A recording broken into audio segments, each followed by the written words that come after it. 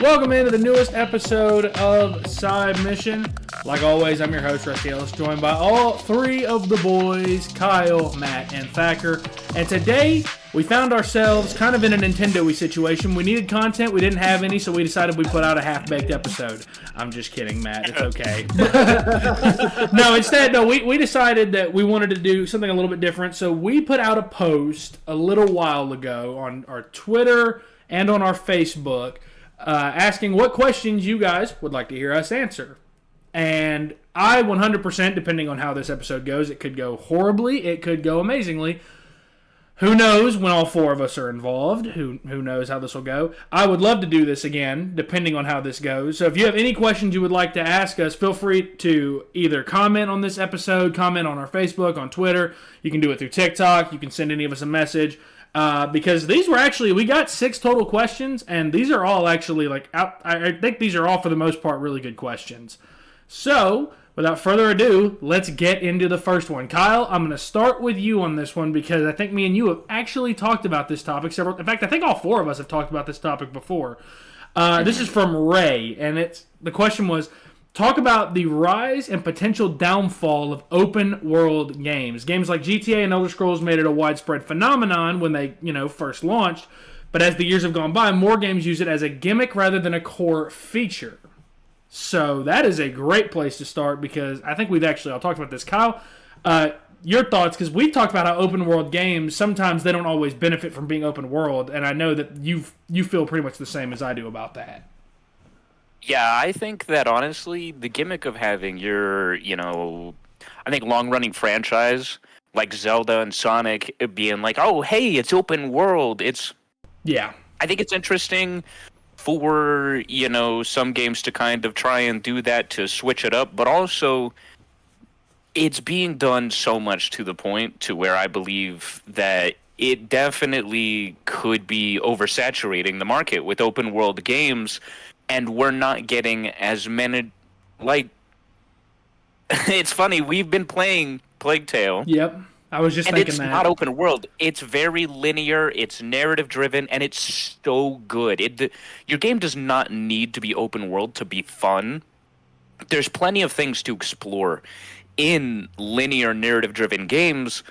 I definitely think not every franchise needs to be open world to necessarily switch up, what they've been doing. If you want to bring a franchise back, or if you want to breathe some fresh air into it, maybe look at going some different routes, taking, maybe some more mature tones with the series, or, possibly introducing new characters like Ratchet and Clank did. You don't need, an open world for your games. Yeah, one thing when it comes to open world games is this just used to be something that I loved when they announced that there's going to be an open world game. So like when I heard about it from Breath of the Wild, I was like, okay, so Nintendo's not really known for doing something like this because a lot of previous Zelda games were tended to be in an open world structure, but they were in their own sense linear. But for me, when it comes to open world games, Ubisoft is the problem that I have with these because I've talked about this before in the past. Ubisoft has a formula that is outdated when it comes to their structure of how they do their open worlds, going far as back as the first Assassin's Creed, which they definitely worked and fixed up on it with when they did Assassin's Creed 2. But now that we are so many Assassin's Creed games in there, they're just continuing to create giant worlds with beautiful vistas, don't get me wrong, and like with these current gen systems, the graphics look fantastic, but they're so empty, they're so barren, you're just running around finding these enemy camps and just, killing them all, collecting items, but they don't really provide that much to you outside of just, if you love exploring. And when it comes to this kind of thing, I see like this whole collectathon thing where it's like we have a giant map, we're just going to scatter like all these collectibles around it, and it just, in my opinion, it doesn't really make it fun. A great example of that was Assassin's Creed 2 when you're trying to find some feathers. Yes. Like, they're not really listed. So honestly, go onto a current gen game that's open world, pull it up, show like all the different icons, and you're just completely like overwhelmed by how much there is to do. So I've gotten to that point where all I do is I just work, on story stuff. Like what I want to talk about with Breath of the Wild, at least, it's like when you discover something new there is a sense of exploration that Breath of the Wild does, and I hope to see Sonic Frontiers is able to do a great open world as well. And I mean, I will say when it comes to Ubisoft, they did Rise of the Phoenix, which I thought was actually a really well done open world because all the environments look different with different enemy types, and like there's actual like puzzles and stuff with located within them, and it didn't just feel like I had to climb this tower and scout the area out and then just start like you know finding just these pointless little locations. But yeah, that's pretty much how I feel about it at the time. And Matt, you're completely right. Just to kind of touch up on the two examples we got in this question, GTA, Skyrim, like those two games being huge open world, it's a little breathtaking, yes, but at the same time, also completely overwhelming. Companies that do this, that make their games open world, it does bring a sense of wonder of what they're going to do to it, but at the same time, it's also, as it was put, another gimmick just to get people to want to go out and see what it is. Yeah, it's crazy to actually think how many games there are out there that are quote unquote open world, but in reality aren't. Think about previously this year, Legends Arceus said it was an open world-esque game, and there were areas in it that when you tried to explore or go past, it was like there's some force stopping you, turning you around. It's crazy to think about that kind of stuff. Yeah, I think that my biggest question mark when it comes to open world games, and I agree with Thacker there, that if a game is going to claim to be open world, invisible barriers, invisible walls, they don't need to be there. That's the biggest thing, is let me explore this big open world that you've created. But my biggest thing, and I think I said this when we started on this question, was, does being open world make your game better? Does it make it a better game? And I'm going to give an example here that might be somewhat controversial. A game that I loved a couple years ago that was open world, and that two of us, myself not included, have gone on to platinum since this game's released. I thought Spider-Man Miles Morales was a fantastic game, despite its flaw and how short it was. I don't think that being open world really enhanced it all that much. And I think that it was a cool open world. It felt very much like Harlem, New York. It felt very much like that. But it didn't exactly enhance the feel of the gameplay. It didn't really do anything to change anything. And as Kyle put, we're playing through Plague Tale right now. That's a game that's as linear as can be, with small pockets. I'm late game, so forgive me for knowing a little bit more. With small pockets of there being a little bit more bigger areas to explore. Same thing with a game like the Last of Us franchise. That game's very linear. You can explore, but it's very limited. But yet, it doesn't have to be open world for it to be good. So, open world games for sure have become more of a gimmick. I think that you look at a franchise like Grand Theft Auto. Grand Theft Auto almost has to be open world. Open world is still a necessary factor in some games, and in a lot of game development today. Grand Theft Auto is one of them. That needs to be open world. Red Dead Redemption needs to be open world. The Elder Scrolls series needs to be open world. But I feel like Ray is spot on, where it has become a gimmick more so than a core feature, and I think that that's very accurately put. So, on to the next question, and this is one that Matt, I think this is a great place to start with you. This is from Ashton, and he's got a couple questions for us. Or no, he only has one. Okay, I'm reading the questions, and I had a stupid moment. He's only got one. Let's talk about our most underrated games of this year so far, because we are getting into that time of the year where we start to discuss Game of the Year. We start to discuss our top 10s. And even though we really discuss our top 10s year-round, and that's maybe a curse as much as it is a good thing, what do you think the most underrated Game of the Year is? Because I have two answers here. My answers, and I feel like there's not a wrong answer, but I feel like if you're talking about most underrated games, I feel like we've got to start with either Stray, because that game was fantastic and it had no right to be, and I feel like Metal Hellsinger is up there as well. Okay, so there's actually a game that I played just here recently that was free on PlayStation Plus that I don't think a lot of people actually played it. Like, I didn't see a lot of advertisement for it. In fact, what's funny is I actually found out this game's existence because Sackboy had some new skins for the Sackboy that were actually from this game. So I decided to kind of check it out. It's called Toem. I think I'm pronouncing that right. It's kind of a short little indie game. Shu off of Twitter, one of the lead presidents over at Sony of Japan, actually was tweeting about it. So it's another thing caught my interest. So I decided to give it a try, and it's actually really, really well made. Like, it's not a big game. Like, it's definitely not a big AAA game. But the art style, the cartoony characters, the puzzle solving in this game was really, really brilliantly done. And like it was a fun game to platinum. Just like I have this thing where it's like when you take pictures in games, not just like where you have the you select certain buttons to get a camera out, but like the main character, he does have a camera, and you can cause things to happen, take pictures of them to complete quests. So I actually would say that this is probably an overlooked game because What was the name of it? What was the name of it? You said? Yeah, it's called Toem. Okay. And it was on PlayStation Plus.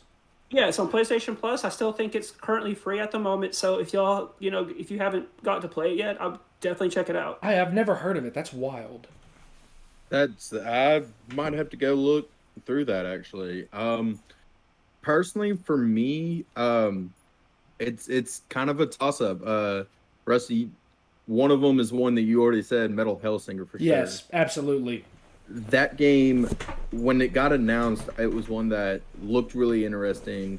Didn't really see much, didn't see it going very far, but I thought for the concept of it, it was super interesting and wanted to try it.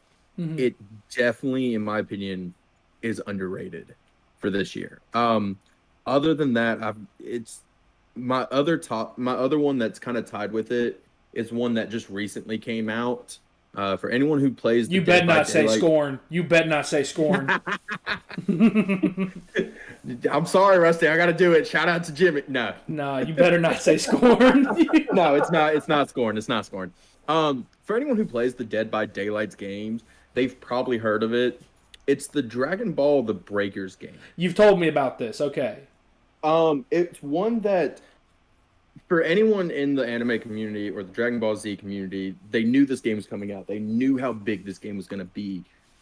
But I don't think anyone actually expected it to have the price tag it did. If you guys had a guess, what would you say the price tag on this game was? Was it under 60? It was under 60. I'm going to say $30 then. Okay. You would actually be correct. It was a $30 game. Okay, I had no idea, so I just guessed. Yeah, no, you're good. For both PlayStation 4 and for the Switch. I haven't seen it on Xbox yet, not to say it isn't, but it was one that when it came out, and keep in mind, $30 for the special edition. All right? Yeah. It came out and I picked it up just thinking, it's something I can play on the Switch, I can play on the go, not a big deal. I have thoroughly enjoyed it. The way they have actually gone through and they've gone through to actually give everyone an equal chance to be not only in this case, the raider or the killer, but to also give you the chance to be the survivor, to go through and take what you need. It was definitely an interesting game. I just want to get back into playing some of it before my time is completely consumed with Mario Rabbids and everything else coming up. Facts. So we have had actually a lot of underrated games come out this year. We've had quite a few, including Stray and Metal Hellsinger, some of my favorite indie games to come out this year. But to me, my most underrated game was actually one that came out at the very beginning of the year. And it caused me to actually become a fan of this franchise and go back and play the first two games. And it was Shadow Warrior 3. Okay, yeah, you've told me about this as well. Okay. That game was... It was like a mix of Doom and, kind of old Japanese aesthetic. where you had a plethora of weapons and all these different ways you could take down enemies and do these really brutal, kills with them. And honestly, it was just such a wacky, fun, but yet short game that it actually made me download the first two games and start playing them. And that game was, I think, highly slept on this year because it's like nobody really remembers it, I think, especially after the year we've had. And Yes. by the end of the year, I mean, unfortunately, these games that come out towards the beginning of the year kind of get slept on by the end when we have our big holiday releases. But yeah, that's my most underrated game. I stick to what I said. I think Metal Hellsinger's certainly up there because, I mean, a rhythm first-person shooter that plays at the speed of Doom, I mean, it was executed so perfectly. And it sounds like something like that, it sounds like it shouldn't work, but yet it found some way to work perfectly. And then Stray, of course, I mean, a game where you play as a freaking cat has no business being good. Has no business at all being good. Not a single word of English is spoken the entire time, and yet it manages to tell an emotional story that by the end, like, I saw the ending so many times because obviously, Kyle, we've played through it so many times, and it always hits. So I think that's really impressive when a game is able to do that. So that's a good question from Ashton. This next one, and I hope y'all are ready with this next one to talk about some Pokemon. So this is from Jacob, and he has got multiple questions for us. The first one is, and I think we might modify this question a little bit because obviously we don't know much about the starters in Pokemon Scarlet and Violet. So which starter are you guys each going with? We're going to start with you, Thacker. What starter are you going with, and what starter do you think will end up being the best overall starter? So that's actually a super interesting one for me. I'm not the biggest fan of the name is skipping me now. Which one? Quaxley. Quaxley's all right. I haven't been impressed by the design. Like Quaxley, I feel like it's an interesting concept. I'm glad we're getting another duck Pokemon, but at the same time, Quaxley, unless my biggest issue right now is it looks like a knockoff Donald Duck. I see that. And my issue with that is I feel like if it learns any kind of healing technique or healing move, I'm not even worrying about it. It's not going to be any use. But honestly, I'm really torn between Sprigatito and Fuecoco, but I'm being since Gen 1, I'm probably still going to go with Fuecoco. Yeah, I do like Fuecoco's design. Now, as for, you said the follow-up question, that was which starter do I believe is what? Which starter we will actually end up being the best in the long run? I think that, for me in Sword and Shield, I always felt like the best, whether it was design or potential moveset, I always felt like the answer was either Grookey or Sobble. I felt like those two were pretty versatile with what they could end up learning, but this one will be interesting for sure when you look at the typings and everything. I agree with that. I feel like my biggest fear right now is Sprigatito being bipedal instead of staying quadpedal. Okay. Nintendo's notorious for something like that, but that's one of my biggest fears. I think overall best design and ability, meaning like movesets and everything, I'm really scared it's going to be Quaxley. Yeah, there's a chance it could be. I'm really scared it's going to be Quaxley. Who the fuck is that? That is the best answer. That is the best answer to any of these questions. That is the best one.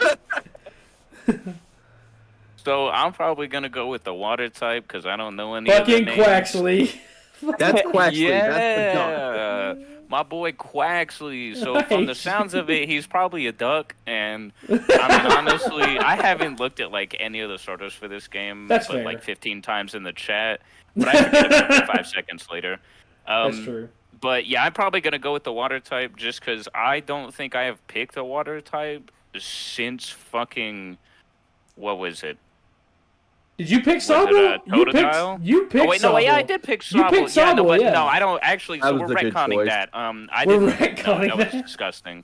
Did you see the final evolution for Sobble? Inteleon Ew! final. That was. I was not happy with Inteleon or Cinderace when it came to their. That was so their gross. designs. I'm not gonna lie. I did not like the final, evolution. However, Inteleon had this one move that Snipe you could shot. snipe people. Yep, and that shit was OP. But I mean, other than that, no, I disowned Inteleon. Totodile was the only water type I've ever picked. I will say, because Thacker's coworker David did ask us this question about which Gen 2 starter was the best, and I think that Totodile is 100% the answer there. Feraligatr is badass. Yes. I could have gone without Meganium. Yeah, Meganium is a really poor design in my opinion. Yeah. For me, I'm going to go with Fuecoco because of the fact that, so I'm pretty sure maybe some people put two and two together, but so from some hearings that I've heard around with some leaks, not trying to give out any leaks or because against your own free will, but so someone mentioned that Legends Arceus actually. The second typings of the starters that we got in that game were actually going to be the same ones that we're going to get in Scarlet and Violet. So I think about if Fuecoco ends up turning into a Fire Ghost type, because I get the whole theme that they're going with, because they always try to give a theme to Pokemon. Like with Cinderace, we had a football. A soccer player. Wow! Hey, listen. You did To be not fair, do that. Matt's not 100% wrong. In a lot of other countries outside of America, it is called football. So he's not 100% wrong here. Listen, he's not 100% wrong. I would also like to point out that Galar region is technically based off of the UK, so I am. He is right. He is actually right. So anyway. But yeah, the whole theme of it is think about Ghost Pepper. That is pretty cool. Hate that. You cannot hate that. So Ghost Fire type Pokemon are some of my favorites because I think that Typhlosion, Fire Ghost type that we got, the Hisuian Typhlosion actually was really freaking awesome to take the concept of the flames around his back and turn it into this kind of what is that, a bunch of what are those things called? They're called I don't know what you're talking about. I feel like you're making shit up. Are you talking about Wisp? Wisp. Thank you, Thaddeus. Yes, Wisp. I was about to say, I was a little confused myself, bro.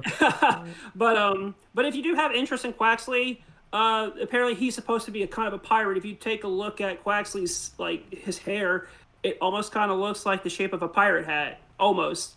And then Sprigatito is apparently supposed to go for more of a thief, so it would be grass, typical grass fighting fucking was cat. the type. Yeah, even though grass fighting was the type that we got with the Decidueye and Arceus, but I've always taken a liking to the fire starters. I try not to stick with the same type through every generation. I chose Scorbunny. You ain't gotta hold me like that. Yeah. I chose Scorbunny and Sword, and I chose Grookey and Shield. So with Scarlet and Violet, my main playthrough, I'm going to start with Scarlet first. It's going to be Fuecoco, and then with Violet, it's going to I'm probably going to go Sprigatito. Yeah, I have. We're gonna have to decide. By the way, one of you motherfuckers is playing Violet. I'm playing the main entry this time around because I got stuck with Shield last time. So somebody else here is playing Violet because I want Professor Mommy. I volunteer. I mean Sada. My bad. I mean Sada. Professor Sada.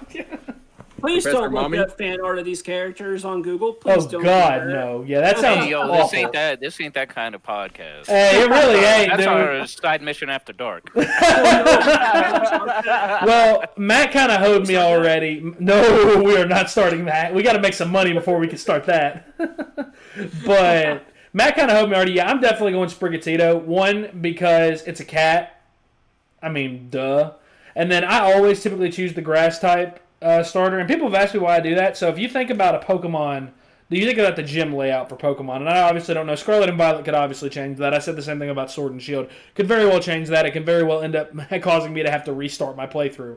If you think about typically the first gyms that you have to go through, typically you have to go through the rock type gym first. It was like that with Diamond and Pearl.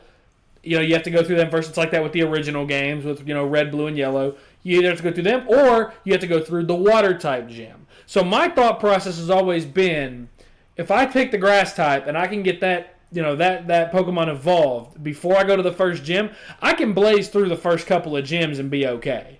I can sprint through them, be okay, kind of power level my other Pokemon and let my grass starter pretty much carry me. And that's what I do typically. Is I'll go in and I typically won't use more than my starter unless it's necessary. So Sprigatito is certainly who I'm looking forward to using. And the other main reason is, and you three will get a fucking kick out of this, Sprigatito is described as a capricious, attention-seeking cat Pokemon. If that doesn't describe my cat Katara, nothing does. So shout out her. So that was a good question from Jacob. The next question, this is like one where me and Matt are going to be absolutely fucking useless because we're not big Halo guys. Kyle, I'm going to start with you. And this is also from Jacob. Jacob's got this and one more question for us. Are you red team or blue team? That's a pretty simple question, but I would like some explanation on why you are the team you are. Red team, hands down, Sarge, because he said Sarge. One of those dirty blue bastards. Oh, Kyle, we're gonna fight. We're gonna fight, bro. Fall back. Nope, red team. So Kyle, so Thacker, you're blue because team. You know what red is? Red is just a shade away from orange. Man. Go Vols, baby! I love Kyle. Oh man. Go ahead, Thacker. Why are you blue team? I'm surprised that you both picked different teams. I see. Okay, listen. I know that this is a big Halo thing, and obviously, like I said, me and Matt don't have the most extensive Halo history. And I know obviously what it's from. I genuinely did not think this would be that divisive, though. Ooh, man, it's a very heated episode now. Thank you, Kyle. I am welcome. Full-hearted blue team because of two characters that make the entire show. It might as well rewrite the entire show and call it the Church and Caboose Show. That sounds kind of weird. I'm sorry. I don't like this. You know what blue sounds like? Boo. Just play it. I just want to say I understood that reference. Man. Yeah, dude. You gotta admit though, even as a filthy red team member, right? You have to at least give. They are pretty funny. I'm not gonna lie. The dynamic duo of Church and Caboose. You have to give it to them. The show might as well be called the Caboose and Church Show. Because, I'm sorry, man, they make the entire team, even though, yes, you still have Tucker, you still have Tex, like, Church and Caboose, hands down, best characters entire show. I give Sarge his props, but he kind of ass, bro. He kind of ass. I still haven't recovered from Kyle going, red team, Sarge. I haven't recovered from that. Sarge. So that was divisive. So Matt, I'm gonna go to you for this last one from Jacob, and I'm gonna try to understand what he's asking here. I understand what he's asking about, but I'm assuming he's asking if we think it's gonna happen. Matt, this is a game that has been that people have wanted to see for years. This is I don't want to say a sequel because it would technically be the third in its series. This is a game that people have wanted to see for years. Matt, when I tell you this is the final part of a trilogy, and the second one is pretty old and it's considered one of the best games of all time, what game do you think I'm talking about? Okay. And this is a game that doesn't exist. What do you think I'm talking about? Okay, so there's 2 games in it, and people have been waiting for a third game? Yes, and the second is considered one of the best of all time. Oh, don't tell me it's Half-Life 3. It is Half-Life 3. I I knew it. So, I guess the first place to start is, do we think Half-Life 3 will ever happen? And I'll be honest, and this may be just cutting this question short, I don't believe Half-Life 3 will ever happen. I think that people have been clamoring for it for well over a decade, and I think at a certain point, you do need to kind of just abandon any hope that you're going to get it. That sounds awful when I'm saying it. I've never played Half-Life. I've never played any game in the series. I've heard great things about the series, about Half-Life Alyx. I've heard great things about them. It just wasn't really a gaming series that interested me personally. Matt, what about you? Do you think Half-Life 3 ever happens? I'm going to say no because Valve doesn't believe in the number 3, as we can That too, yeah. clearly see. But I know that Half-Life Alyx came out, and supposedly it hinted towards the future of the series. I have not played it myself, not owning a VR. Same. But I do know a lot about the history of the games, like how popular it is. I personally have never played it myself, but I do know that I can recognize Gordon Freeman. I can recognize the logo. And I also, like, everybody loves the spinoff from Half-Life Portal. Yeah. This is a series that's not going to go away anytime soon. And as far as Half-Life 3, I have been on message boards for the past 20 years. Yeah. And I tell you, like, there was one year that Gabe Newell came up on stage at a PlayStation event. Everybody was like, okay, this could be it. This could be the big announcement. Where it was just him announcing Portal 2 will be on PlayStation 3. The heartbreak. That's sad.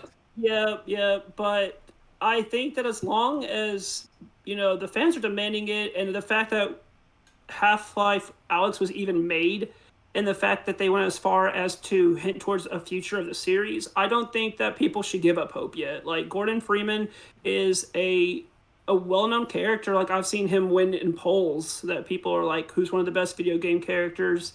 And I hope so, because I love it when a franchise, for fans get to play that love a series, and that just abruptly ends. Like, I think it was Half-Life 2 episode 1. A lot of people were expecting the next game to be Half-Life 2 episode 2, but that never came. But the next big step would be Half-Life 3. So just, I guess, keep getting on Valve's ass about it, honestly. I just don't see it personally. That's just me. I'll answer this question with the question of my own. If not now, then when? Like, if it hasn't happened yet, I just don't see it happening, period. That's just me. I don't know. Again, I don't have any experience with the Half-Life franchise. I've heard nothing but great things, and I will give it its props. I know that Half-Life 2 is considered, one of the greatest games of all time, and that it was it was, I don't want to say a trailblazer. It revolutionized a lot of things in gaming today. So I just don't see Half-Life 3 happening. I would love to be wrong, though. Last question, and Matt, once again, me and you get to be useless here, but it'll be all good. Kyle, I'm going to go to you because, to be honest, you're the biggest Call of Duty player I know.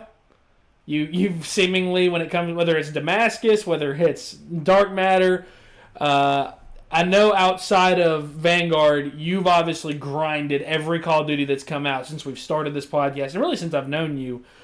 So the question is, this comes from Brendan. This comes from another Thacker. From the mini Thacker. This comes from Mini Thack.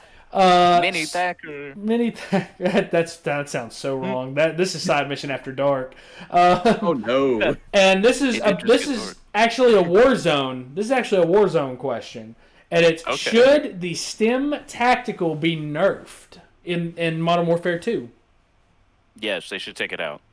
Wow. Is it really that bad? Is it really that bad? I don't know. I didn't know this. So with the stim it was a big problem. I played a lot of multiplayer in Modern Warfare 2019, and I did not like how I could, put half a mag into somebody, and they could stim and just quickly come right back to full health. I have to then, rely on the rest of my mag to possibly kill you, or reload, and, if they're stimming, they can just aim the gun and shoot me while I'm, caught in the middle of a reload. That's honestly why I played hardcore a lot, though, because you don't really have time for a stim. It's like 2 bullets and you're dead. But, I actually was not a big fan of that item to begin with, because I felt like it was always kind of OP. you could maybe give a perk that allows you to recover health a little faster, but you shouldn't be able to just instantly jump back up to 100 like, you can with the stim. See, I'm half and half with you, Kyle. I think for basic multiplayer, it should be allowed. I do believe it needs to be nerfed though, because you said it best. You can empty almost an entire clip on somebody and they can stim shot and be right back to full health. But I feel like for Warzone, it needs to either be gone or needs to be kind of like I wouldn't say a perk, I would say more so like how Dead Silence and the deployable shield are field upgrades. Okay. I feel like it could be something like that to where it's a little bit more valuable than just being an everyday tactical equipment. Otherwise, you're looking at what a lot of people who play Warzone are looking at, where they're emptying whole clips, having to reload, just to be taken down by somebody stim shotting. It's a little bit of a broken weapon or item. Is it really that bad? Again, I don't play a lot of Warzone. I want to get into it as it starts, but is it really that bad? Like that, you could empty a full clip and somebody still end up killing you just because of that? Yes. Rusty, I know when Call of Duty 4 came out, Call of Duty Black Ops 4 came out, we played a couple of the Battle Royale there. Yeah. A lot of the times where it felt like we had killed somebody, but they weren't down, that's from that stim shot. That's how broken that item is. Yeah, that's pretty freaking broken. I'm not gonna lie. Well, Yeah.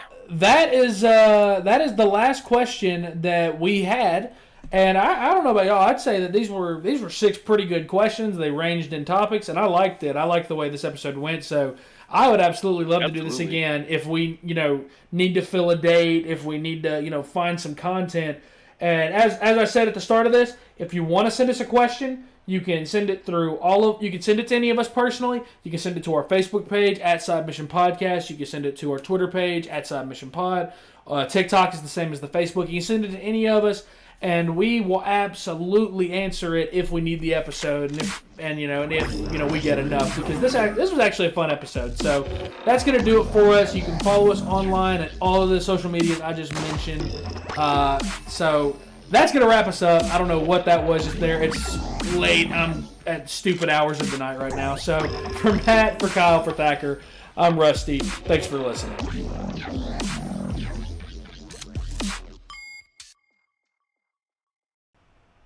Go Vols.